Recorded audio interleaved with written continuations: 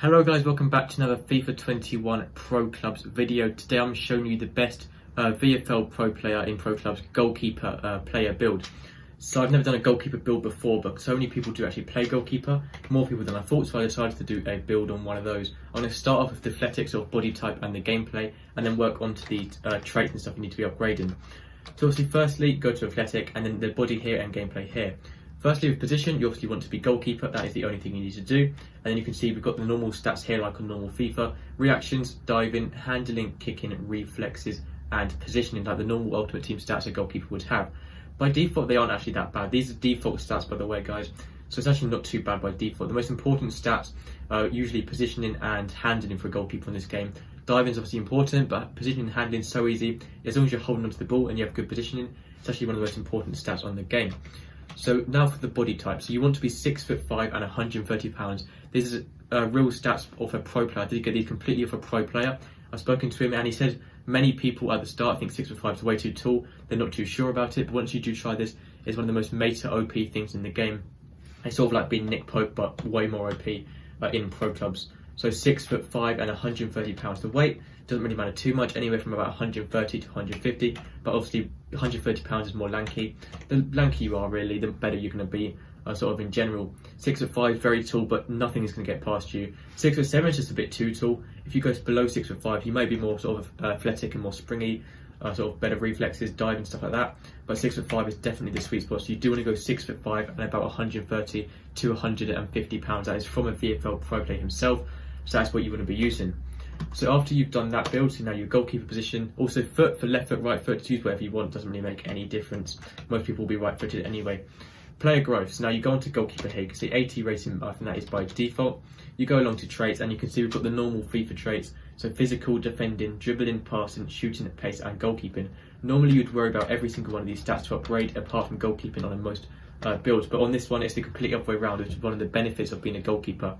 You have to spend so much less skill points and sort of focus on so much more little things, and it's actually a very, very fun position to play in pro clubs. So if you haven't played it before, it is actually honestly really fun. So you can see here on the goalkeeping part is the only bit you want to be focusing on for now. Diving, handling, kicking, reflexes and positioning. That's the good thing, you don't need to focus on any of these other stats along here, just the goalkeeping one. So you can see we haven't got any upgrades now, we've got 15 skill points by default, I think that is.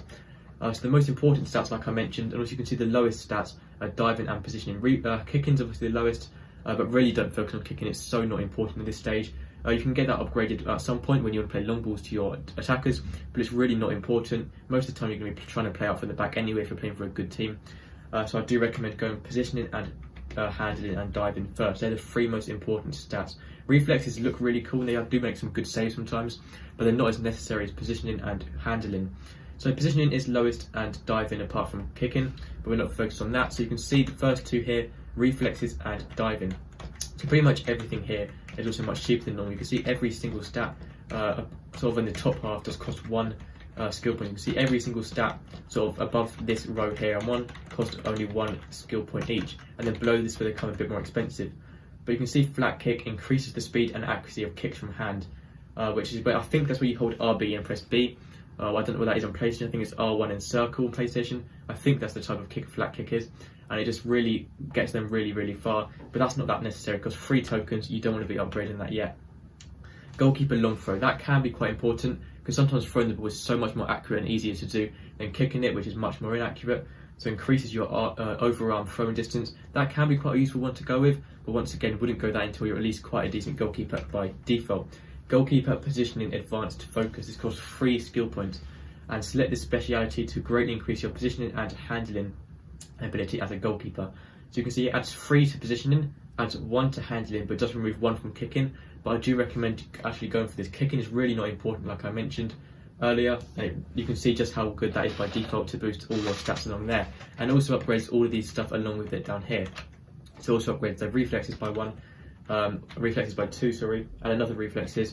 Also upgrade your handling by 2 there, and then your goalkeeper long throw, and then also down here. So I recommend going straight for that, and you can see how many stats you can get done just in sort of one thing. You can see I've got 1 skill point left now, but you can see when you've got like half the skill tree just by using our first 15 points. You can see how quick it is to upgrade goalkeeper stats on this game. So it's actually really easy to become a high rated goalkeeper, and then if you really want to, you can start going on to other stats like this.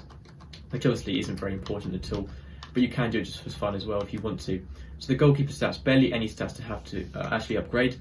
Most of the stats you will also get some of them from playing the game itself, so making saves, clean sheets, stuff like that. I think you do get certain skill points and certain stats upgraded for that.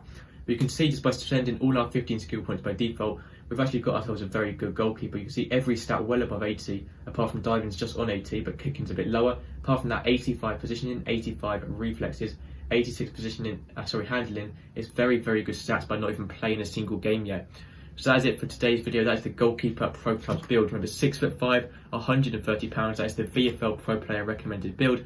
That is everything for today, guys. With the height, I recommend 6'4" minimum if you don't feel comfortable with 6'5", but 6'4/6'5" is the best to go with. So thank you for watching. Make sure to subscribe, and I'll see you next time. Goodbye.